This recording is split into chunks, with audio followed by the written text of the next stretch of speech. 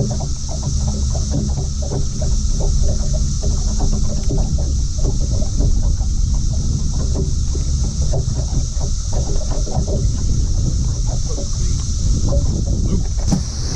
just a little one here, but he was right where he was supposed to be, right there on the structure. You know, we're fishing summertime pattern here, and the fish have somewhat moved offshore, but look how fat this little booger is. He's up here eating for sure, but he's just a little guy. But we're fishing, I'll get him back. We're fishing a summertime pattern, you know, early summer. So the fish, some of them have moved offshore. There's always big fish up shallow. And we're just throwing a Whopper Plopper.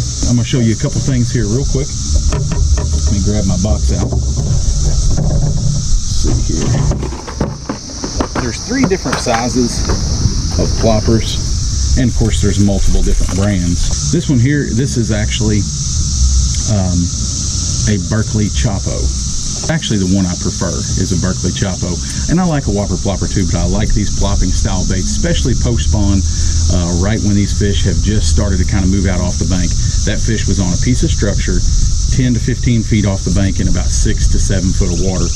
And he came up and absolutely smashed it. This here, Berkeley Chapo, this is the small size. And I think it's like the 90 or 95. Then you have the 110 or 115, which is the size that I'm throwing here. And then you have the big Whopper Plopper. You can see it's a little bit bigger. You have the big Whopper Plopper.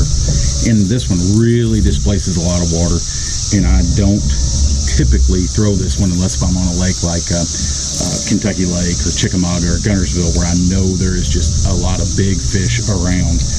Or if I'm in very heavy chop, then I'll go to this one. I'm going to show you a quick modification on what I do. First of all, the reel setup. I do not throw this on a 7-3-1 or 7-4-1. I throw it on a 6-8-1. I tend to overfish topwater baits, fish them way too fast. So I actually stick with the 6-8, and that tends to do pretty good for me as far as the correct speed when retrieving this. I want this bait to be plopping and moving along, and I'll let the fish tell me whether I need to speed up or slow down based on how they're biting. A lot of times a misconception when fish come up and short strike that bait, they actually need that bait faster. It gives them less time to react. That bait's coming across the top of the water real quick and boom, it's just an instinct. Important thing besides the speed of the reel is the rod. This one here is a 6'8" All-Star Nano, and I've got this in a fast, medium, heavy. It's got a lot of good tip to it, and I have found, guys I used to fish some stuff on, you know, I always felt like topwater, things like that, they needed to be fished on broomsticks. I'm talking pool cues, y'all, and it ain't necessary. Fish a bait on a big broomstick, or especially topwater. Same thing even really with a lot of my jig fishing used to be with a daggone log for a rod.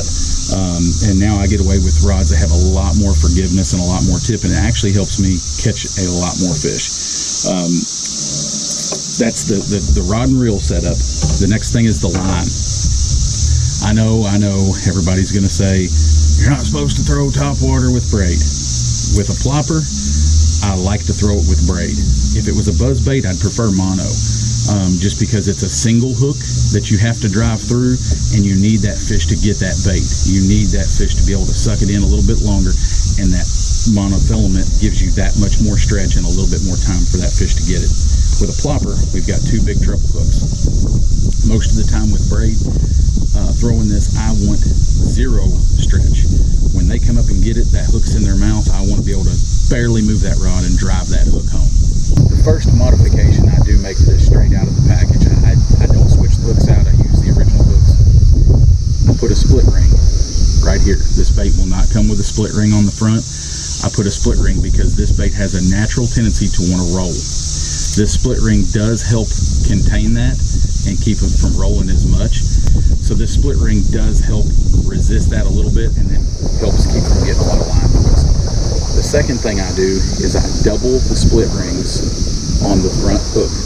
What that does is it pushes this front hook just a little bit farther to the back, and it actually allows this hook to sit up flat to the bait when it's coming through the water. Makes it a little bit more weedless when you're fishing around grass, just because this hook stays up a little tighter to the belly.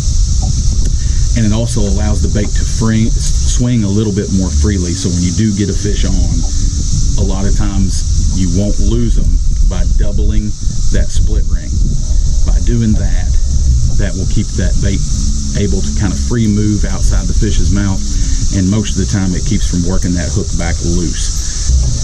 So those are the few modifications that I make to the plopper. Like I said, I don't change out the hooks, but the places that I fish it, as you could see, as I was fishing this bait, I'm fishing steeper banks in the summertime, not necessarily deep, but have deep water close by, and fishing visible structure.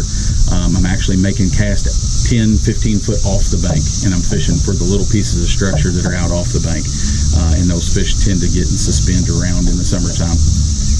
Guys, throw this thing, catch you some big ones. A good cloudy overcast day like we got today is the best time to have it in your hands, and a lot of times when I should be fishing offshore, I get sucked into the old plopper bite, and I get up on the bank, especially on a cloudy overcast day like this. But try those few modifications to the bait. I think they'll help you catch more fish. That's your Tuesday tackle tip. We'll see you next week.